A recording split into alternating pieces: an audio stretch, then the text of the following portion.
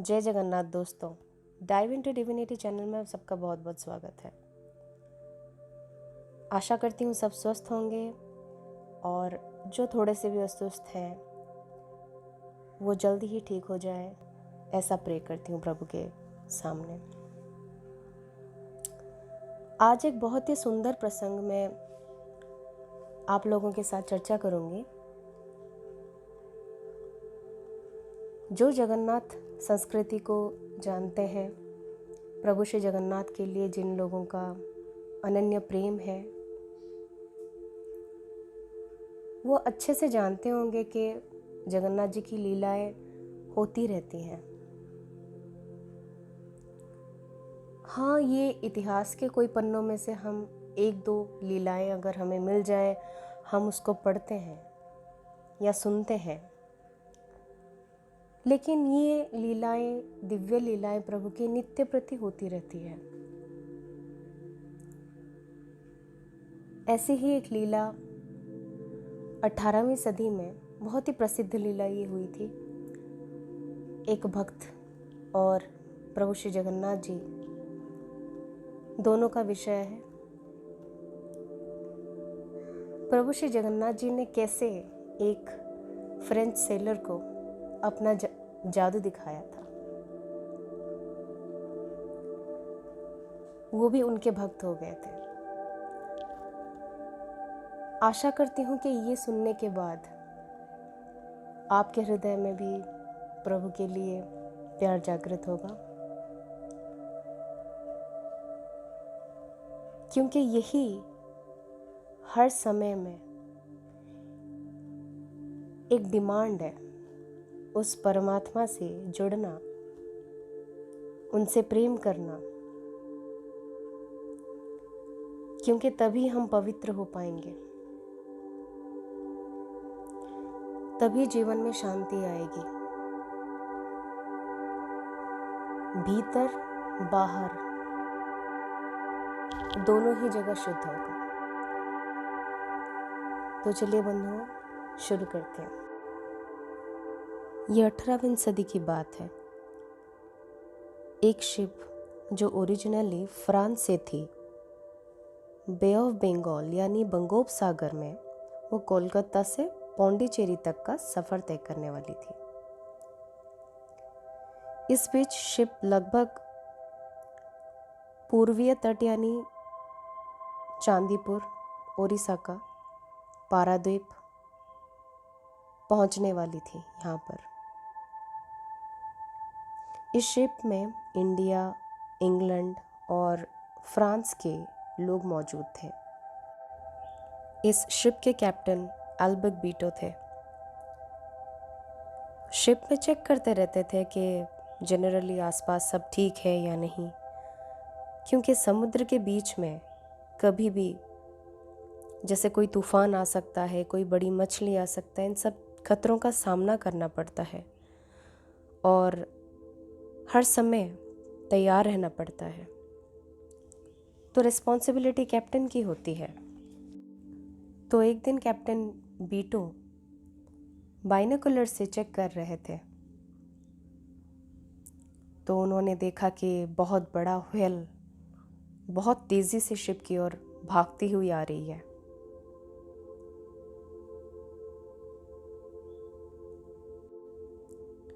फिर वो मछली के पीछे थोड़ी दूरी पर एक तूफान भी जहाज की दिशा में आ रही है। कैप्टन बहुत घबरा गए, बड़े परेशान हो गए। उन्होंने सोचा कि अगर मछली से बच भी जाए हम, तो तूफान से कैसे बचेंगे। हो सकता है कि मछली अगर भी अपना डायरेक्शन चेंज कर दे, लेकिन पक्का तूफान में तो जहाज डूबेगा ही डूबेगा। अब क्या कर सकते हैं। उनको कोई आसार नज़र नहीं आया, बड़े परेशान हो गए। उन्होंने सोचा कि सही होगा अगर मैं अंदर जाकर के सबको ये खबर बता दूं। मैं बता देता हूं कि सबके हाथों में बहुत कम समय बचे हैं,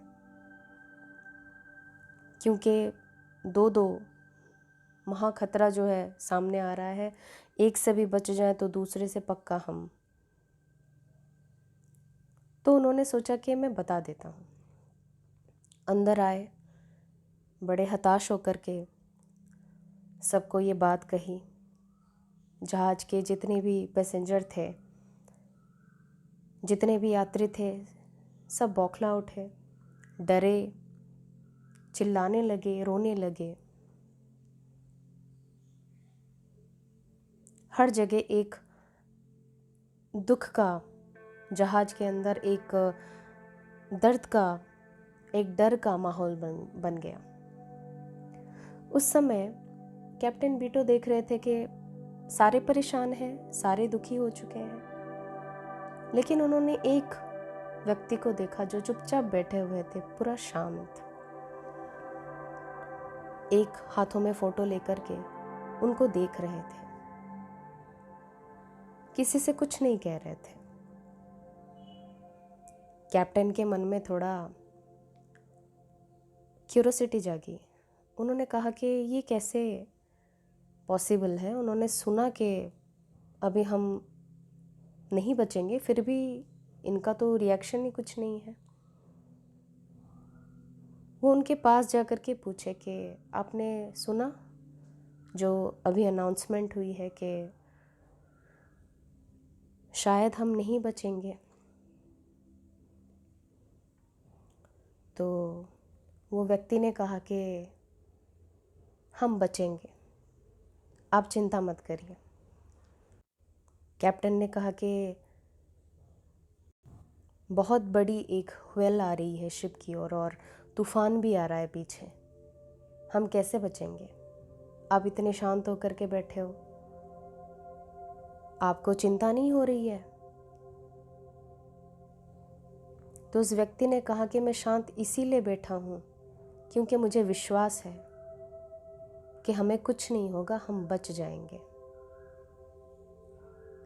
क्योंकि आपने उस व्हेल को देखा, आपने उस तूफान को देखा,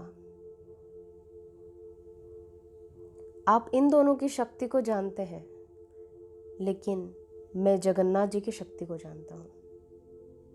आपने उनको नहीं देखा। तो कैप्टन बोले, अच्छा, कौन है ये जगन्नाथ जी? क्या वो सामर्थ्य रखते हैं कि वो हमें बचा लेंगे इस तूफान से और इस मछली से? बिल्कुल, वो व्यक्ति ने बोला बहुत कॉन्फिडेंस के साथ, हाँ बिल्कुल बचा लेंगे।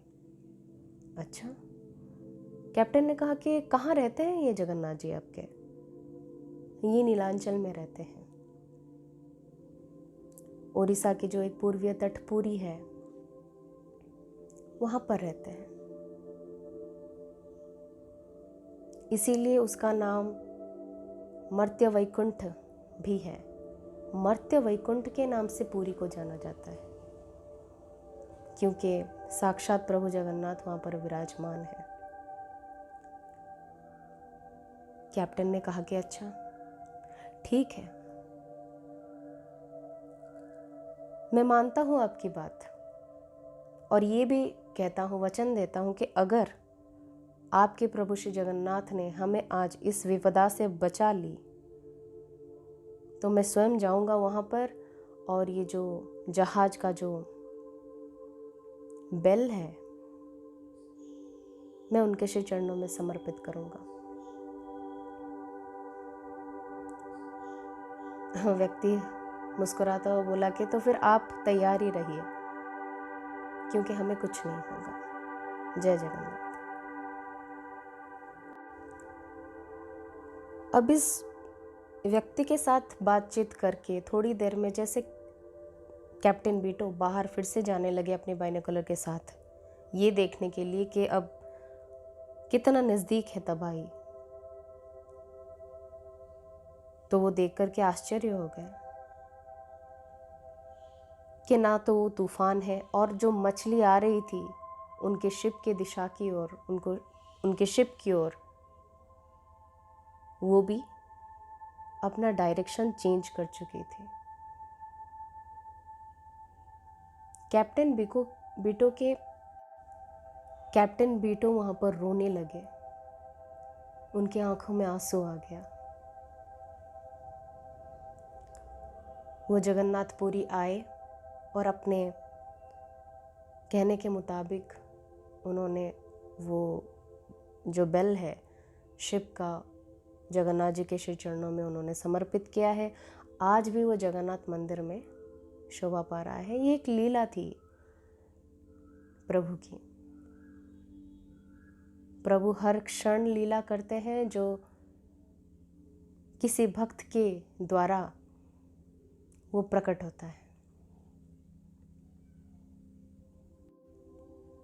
एक भक्त के अंदर प्रभु विश्वास प्रकट करते हैं और उसी विश्वास से वो खुद प्रकट होते हैं, वो खुद आते हैं, वो खुद करते हैं।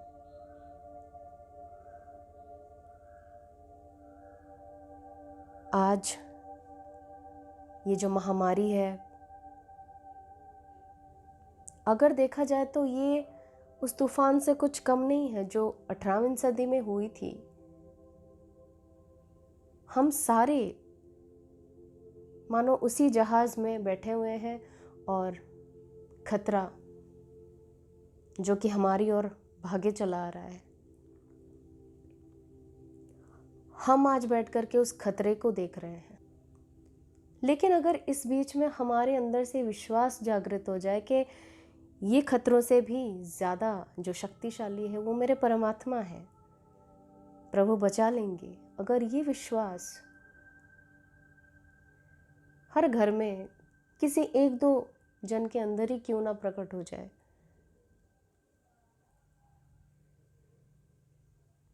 तो मान लीजिए कि चमत्कार होने लगेगा। कोई एक भक्त ने बहुत ही सुंदर भाव रखा था कि मैं डरूं भी तो किससे डरूं, ये कश्ती भी तेरी, ये तूफान भी तेरा। प्रभु जी, जब सब कुछ आप ही का है, ये कश्ती भी आपकी है, ये तूफान भी आपका है और मैं भी आपका हूँ, तो फिर डर किस बात का। ज़रूरी है कि एक बार अपने आप को समर्पित करना। आप जिनको भी मानते हैं उस परमात्मा के सामने अपने आप को समर्पित कर देना, इस भाव से समर्पित करना कि आज नहीं तो कल मैं तो जाऊंगा, ये शरीर तो छोड़ूंगा या मैं ये शरीर छोड़ूंगी, पर हे मेरे परमात्मा, ये एक एक क्षण जीवन का तुझे समर्पित करता हूँ। अपनी जीवन मृत्यु की चिंता छोड़ करके उस परमात्मा के चिंतन करते रहिए। तो आशा करती हूँ दोस्तों आपको ये जो घटना है बहुत अच्छा लगा होगा सुनना, आपको इससे पॉजिटिविटी मिली होगी, शक्ति मिली होगी, मन खुश हुआ होगा, आनंदित हुआ होगा। जितना हो सके आप भी दूसरों के साथ चर्चा करिए, भगवत चर्चा करिए, मन को बड़ा सुकून मिलता है। इससे और कुछ नहीं, बड़ा सुकून मिलता है, एक डर खत्म होता है। अगर आपको ये वीडियो अच्छी लगी होगी तो प्लीज़ इसको लाइक करिए, शेयर करिए, ताकि कोई और भी सुन करके उसको प्रसन्नता मिले। और चैनल को हो सके अगर आपको अच्छा लगता है तो सब्सक्राइब कर लीजिए। तो आज के लिए इतना है दोस्तों, अपना ख्याल रखिए, स्वस्थ रहिए, जितना हो सके प्रभु के नाम का स्मरण करिए, उनकी लीलाओं को सुनिए, जहाँ से भी मिलता है सुनिए। और इतना कह करके विदाई लेती हूँ। जय जगन्नाथ।